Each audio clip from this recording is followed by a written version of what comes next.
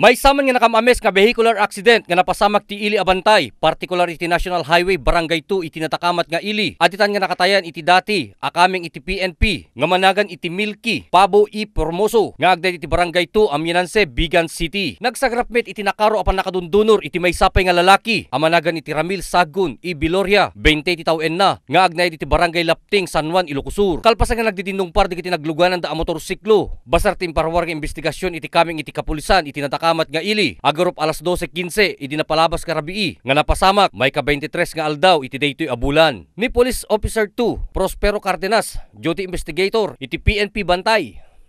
Well, di nagresponde kami di ko mga alas 12:15 ti parbangon. Ti naabutan mi lagi ko nit di motoren ta di duwa nga biktima intare da di kwan di hospital di ti concern nga citizen. Ngayon ti bayat ti pa nag-imbestigar ni di Milky di biktima di natay paawid nga agpabagatan nin. Dito may rider, Isuzu rider kitwa agpaamianan.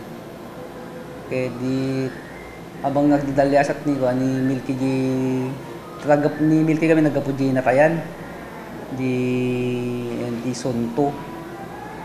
Mga 10 meters away siguro ti pinagdalyasat na nasabat na dito ko. Ito Isuzu rider na agiwes-iwes. Kit tinakaw na di dalan ni Milky. So tinagdindong paran na.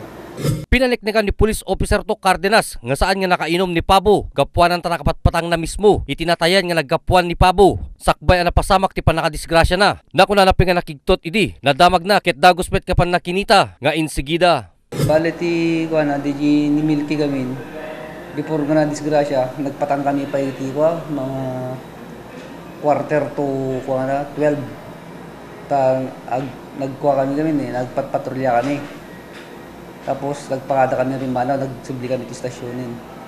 Mga 10-20 minutes DJ nag-inkwada imbagada nga dali sigla siya.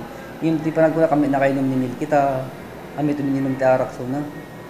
Yung DJ may isang driver talaga nga dainom na. Kadi kami pinag-iwes-iwes na lang di kalsada.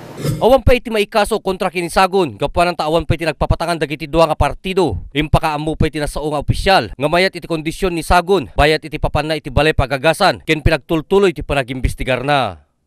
Para ti Press Corps, Ryan Pardo.